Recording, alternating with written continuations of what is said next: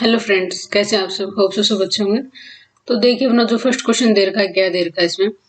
Are cube में सदिश 1 - 2 1 2 1 - 1 7 4 -1 है। रेखीय अधीन है, रेखीय स्वाधीन है, रेखीय अधीन स्वाधीन है।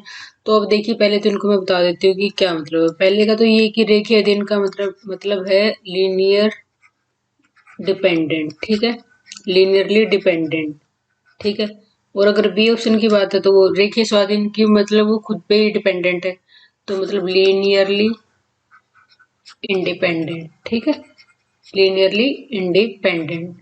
तो अब देख लेते हैं इसको कि अगर मैं इसका डिटर्मिनेंट निकाल के देखूं, अगर मैं इसका डिटर्मिनेंट निकाल के देख लूं तो मुझे क्या पता चल जाएगा।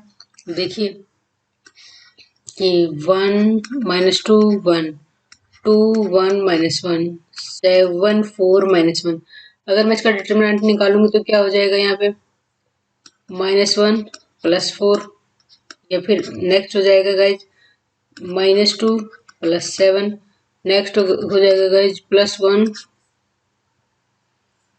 8 -7। तो जब मैं निकालूंगी तो ये मेरा आ जाएगा 14 which is non zero. Which is non zero है तो इसका मतलब क्या हो जाएगा, which implies linearly independent.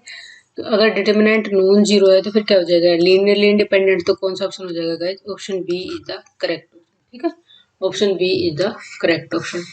Next guys question 2 क्या है अपना, इसमें ये दिया है इसने, let A X Y zero, X Y R से बिलोंग कर रहे, बी दिया B equal to zero, Y Z R से बिलोंग कर रहे, be two subspaces of R cube, then dimension of A plus B, dimension of A plus B निकालना है मेरे को। अब सबसे पहले तो मैं ये चीज क्लियर होनी चाहिए कि dimension of A plus B formula क्या होता है। ये होता है अपना dimension of A plus dimension of B minus dimension of A intersection B. तो मेरे पास डायमेंशन निकालने का तरीका देखिए, मैं कैसे कर सकती हूँ। अगर मैं बोलूँ कि डायमेंशन ऑफ ए कितनी होगी, तो ए हमें दे रखा है, ए क्या दे रखा है हमें, एक्स वाई और जीरो, ठीक है, एक्स वाई और जीरो। इसका मतलब कितने डायमेंशन कितनी होगी, दो। नॉन जीरो एलिमेंट कितने, नॉन जीरो वेक्टर कितने, इसमें दो है। और अगर मैं बी की बात करूँ, बी में कितने हैं, जीरो, वाई और जेड। तो इसकी अगर मैं डायमेंशन की बात करूं, डायमेंशन ऑफ बी कितनी हो जाएगी, इसकी भी दो हो जाएगी क्योंकि दो नॉन जीरो एलिमेंट है। अब बात करते हैं dimension of A intersection B की। देखिए dimension of A intersection B तो क्या हो जाएगा गाइस, देखिए इसको निकालने का तरीका हो जाता है। ए में क्या है, एक्स वाई और जीरो, बी में क्या है गाइस, जीरो, वाई और जेड। तो अब देख लेते हैं इसमें कॉमन, देख लेते हैं कॉमन क्या है, एक एलिमेंट कॉमन, ठीक है। तो ए इंटरसेक्शन किस टाइप, ए इंटरसेक्शन बी किस टाइप का होगा, जीरो वाई जीरो, इस टाइप का। तो इसकी डायमेंशन कितनी होगी, dimension of A intersection B क्या होगी, डायमेंशन इसकी 1, क्योंकि एक ही वेरिएबल है। तो बस अब क्या करना है, तो डायरेक्ट आप वैल्यू पुट करो तो डायमेंशन आ जाएगी। अब मैं इक्वेशन 1 से, फ्रॉम इक्वेशन 1 से देखिए क्या करूंगी, dimension of A 2, dimension of B 2, dimension of इसकी कितनी है 1 है, 2 2 4 3, dimension of A plus B कितनी होगी, option D is the correct answer, ठीक है। तो नेक्स्ट देखिए गाइस, क्वेश्चन नंबर 3 क्या दे रखा है इसमें, if vectors 0 1 x x1 0 1 x1 of vector space R cube are linearly independent then x will be. अब इसने कहा है कि लीनियरली इंडिपेंडेंट है, तो लीनियरली इंडिपेंडेंट है तो इसका मतलब क्या हो गया, अगर मैं इसको डिटर्मिनेंट के फॉर्म में लिखूं तो क्या होना चाहिए, डिटर्मिनेंट नॉन जीरो होना चाहिए। तो लिख देती हूँ अभी सारे वेक्टर को, 0 1 x फिर क्या है कि x 1 0, नेक्स्ट क्या है कि 1 x 1, ये क्या होना चाहिए, नॉन जीरो। तो अब देखिए क्योंकि एल आई दे रखा ना इसने, एल आई दे रखा तो डिटरमिनेंट नॉन जीरो होगा।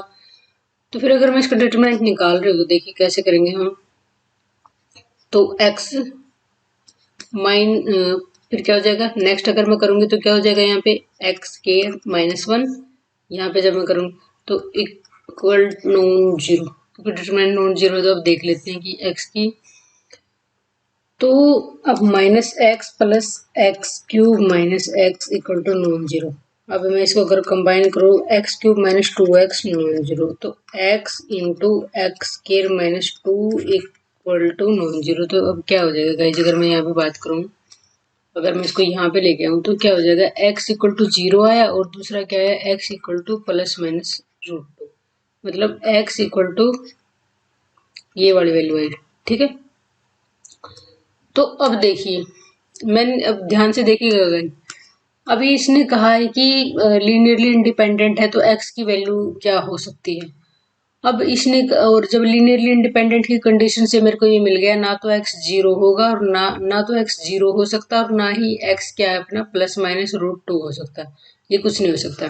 तो मतलब क्या होगी, x की वैल्यू क्या क्या नहीं हो सकती, एक तो ऑप्शन ए नहीं हो सकती, एक सी नहीं हो सकती। तो अब बात ये है कि अगर मैं बताऊं आपको कि x और इसके अलावा क्या हो जाएंगी, सारी वैल्यू हो जाएंगी, ये दोनों वैल्यू नहीं होंगी, ये दोनों वैल्यू नहीं होंगी x की, बाकी इसके अलावा सारे हो जाएंगे। तो कौन सा ऑप्शन करेक्ट हो जाएगा, ये प्लस माइनस वन वाला option B is the correct answer. देखिएगा ध्यान से देखिए, इसने कहा लीनियरली इंडिपेंडेंट और x की वैल्यू बतानी है। अगर ये बोल देता कि x विल नॉट बी, कौन सा नहीं हो सकता, तो ए और सी ऑप्शन होते। इसने कहा है कि x विल बी, तो x विल बी तो वही होगा जो ऐसे बोलेंगे हम, प्लस माइनस √2 और 0 के अलावा कोई भी हो x की वैल्यू हो जाएगी। तो B option is the correct answer. ठीक है, तो नेक्स्ट गाइस क्वेश्चन, इसने क्या दिया है, if beach vector space 2 cross 2 matrices over a field F then dimension of B. अब देखिए सीधा सा फॉर्मूला होता है कि मेरे को निकालनी है dimension of M N R. ठीक है, मैं ऐसे बोल रही हूँ मैं, इसने कोई फील्ड एफ पे बोल रखा है, इसने फील्ड एफ बोल दो कोई बात नहीं हो तो। और इसने कहा कि एम एन आर की जो डायमेंशन होती है वो क्या होती है, एन स्केयर होती है, जितने क्रॉस जितने की मैट्रिक्स होती है उसका स्केयर। ठीक है, तो अब देखिए यहाँ पे क्या है, जो यहाँ पे है 2 क्रॉस 2 की मैट्रिक्स। ठीक है, 2 क्रॉस 2 की मैट्रिक्स, तो आर भी लिख सकते हो एफ भी लिख सकते हो, कोई इश्यू नहीं है, हमें तो मतलब है सिर्फ इसके ऑर्डर से कितने क्रॉस कितने की। तो कितना हो जाएगा गाइस इसका ऑर्डर, 4, बस इसकी डायमेंशन कितनी, ऑर्डर नहीं सॉरी डायमेंशन, तो डायमेंशन कितनी हो जाएगी, 4। ठीक है, तो कैसे निकाला हमने, बिल्कुल हमें पता है कि मैट्रिसेस की बात हो रही है, वेक्टर स्पेस में मैट्रिसेस इस सॉरी गाइस, वेक्टर स्पेस में मैट्रिसेस हमारी ऐसी होंगी एम एन आर, तो इसकी मैं डायमेंशन निकालूंगी तो वो एन स्क्वायर होगी, और यहाँ पे एन की जगह पे 2 है तो कितनी होगी, 4 हो जाएगी। ठीक है, नेक्स्ट क्वेश्चन देखिएगा, इसने क्या दिया हमें, फिफ्थ क्वेश्चन में क्या दिया इसने, which of the following function T R square से R square is a linear transformation. ये लीनियर ट्रांसफॉर्मेशन है, हमें इन चारों में से निकालनी की कौन सी लीनियर ट्रांसफॉर्मेशन होगी। तो मैंने एक सीधा सा फॉर्मूला बताया था आपको, T zero equal to 0 check कर लो, जिसमें होल्ड हो रही है वही मेरा लीनियर हो जाएगा। ठीक है, तो देखिए जब मैंने फर्स्ट ऑप्शन उठाया यहाँ से, जब मैंने फर्स्ट ऑप्शन उठाया T00, एक्स और वाई की जगह पे 0 पुट किया तो इधर भी 0, अगर 0 0 होल्ड हो रही है, ये भी लीनियर ट्रांसफॉर्मेशन होगी। जब मैंने बी ऑप्शन उठाया तो बी ऑप्शन की जब मैं बात करूंगी, जब मैंने यहाँ पे T00 लिया तो क्या हो जाएगा, 1,0 होना क्या चाहिए था, 0 0, नॉट इक्वल टू 0 0, तो बी ऑप्शन डिस्कार्ड कर दिया मैंने। सी ऑप्शन में क्या कि फिर मैंने पुट किया 0 0, तो क्या हो जाएगा 0 0, ये भी होल्ड हो रहा है, option C is also true, ये भी लीनियर ट्रांसफॉर्मेशन होगा। नेक्स्ट क्या गाइज, मैंने ऑप्शन डी उठाया, ऑप्शन डी उठाया तो मेरा क्या आ गया यहाँ पे कि यहाँ पे 0 0 किया तो क्या हो जाएगा 2 और 3 नॉट इक्वल टू 0 0, तो नॉट एट लीनियर ट्रांसफॉर्मेशन। ठीक है, तो option A and option C are correct. ठीक है, ये दोनों लीनियर ट्रांसफॉर्मेशन हो गए। नेक्स्ट गाइज देखिए सिक्स क्वेश्चन क्या देखा हमें, इफ टी आर क्यूब से R square is a linear transformation given by T of A B C equal to A B, ये दे रखा है और कर्नल की बतानी डायमेंशन। तो देखिए कर्नल अगर मेरे को है ना, एक और बात है, अगर मेरे को कर्नल निकालना हो सिंपल, मेरे को ऐसे दे रखा कि A B C equal to A B दे रखा है। ठीक है, तो मेरे को कर्नल निकालना है तो मैं क्या करूँगी, जो T of A B C दे रखा है ना उसको मैं क्या है 0 के बराबर पुट कर दूं, मतलब जितने भी टपल मैंने 0 के बराबर पुट कर दिए यहाँ पे, तो इसको मैं क्या कर दिया 0 के बराबर पुट कर दिया, तो यहाँ से मेरा ये आ गया ए बी 0 आ गया। कर्नल निकालने का तरीका ये, कर्नल के एलिमेंट निकलेंगे, कर्नल के डायमेंशन निकलेंगे यहाँ से, A equal to 0 B equal to 0। और जो अब मेरे को ये भी पता है कि जो कर्नल होता है, kernel of T is subset of R cube, मतलब इसका जो डोमेन का होता है, तो फिर आर क्यूब का होता है, तो इसकी जो होगी डायमेंशन में होगी A0 B0, लेकिन सी क्या है, A0 और B0 ये तो मेरे आएंगे, मैं कर्नल के एलिमेंट निकाल रही हूँ। A0 B0 तो आएगी, लेकिन C तो नॉन जीरो है क्योंकि C का तो रोल ही नहीं हुआ, तो C एज इट इज हो जाएगा। तो कर्नल क्या हो जाएगा, कर्नल ऑफ T ये हो जाएगा 0 0 C। है क्या कोई ऑप्शन? हाँ, option A is the correct answer. ठीक है, तो आपको सिंपली करना है कि उठाया क्वेश्चन में से और कर दिया। ठीक है, नेक्स्ट है गाइज अपने क्या है कि 7 क्वेश्चन क्या देखा इसने, The eigenvalues of matrix 1 2 0 2 minus 1 0 0 0 1। तो देखिए आइगन वैल्यू निकालने के लिए सबसे पहले हमें क्या निकालना पड़ेगा, करेक्टरिस्टिक इक्वेशन। ठीक है, तो ये हो जाएगी इक्वल टू 0, यही होना चाहिए ना। ठीक है ना, करेक्टरिस्टिक इक्वेशन ये हो गया मेरा। तो अब ये क्या होता है, ये होता है कि अगर मैं बात करूँ यहाँ पे कि जो मेरी मैट्रिक्स दे रखी है ए है, उसमें क्या कि डायगोनल पे लेमडा है 1 माइनस लेमडा। तो सबसे पहले तो गाइज हमें ये निकालना है कि सबसे पहले तो मैं ए माइनस लेमडा आई ही निकालूंगी इसमें से। तो फिर देखिए कैसे 2 0 लिखने का तरीका तो गाइज पता ही है हमें। 2 minus 1 minus lambda 0 0 0 1 minus lambda ये हो गया। ठीक है, तो अब एक बार इसको हम थोड़ा सिंप्लीफाई कर देते हैं। सिंप्लीफाई करने के बाद गाइज मेरा ये आ रहा है इसमें कि 1 minus lambda into lambda square minus 5 ये आ रहा है मेरा। मैंने सोल्व आउट कर लिया गाइस ये, इसको मतलब मैंने इसका डिटरमिनेंट निकाल लिया, और तो क्या करना है, हमें डिटरमिनेंट निकाल लिया। तो अब मेरे को क्या है कि आइगन वैल्यू के लिए, आइगन वैल्यू के लिए तो आइगन वैल्यू के लिए क्या होना चाहिए, A minus lambda I equal to 0।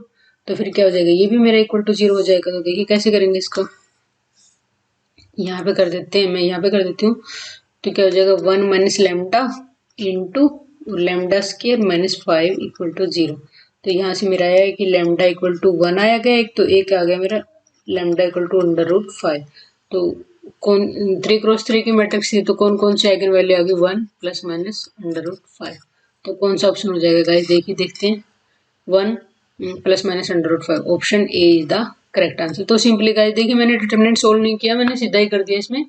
आप डिटरमिनेंट सोल्व कर लेना इसका, करेक्टरिस्टिक इक्वेशन। तो आइगन वैल्यू हमें पता है, अगर ये करेक्टरिस्टिक पॉलिनोमियल है मेरी इक्वल टू 0 हो जाती है, तो फिर मेरा क्या हो जाएगा, यहाँ से मेरे को आंसर मिल जाएगा। ठीक है, नेक्स्ट गाइस अपन को दे रखा है 8th क्वेश्चन।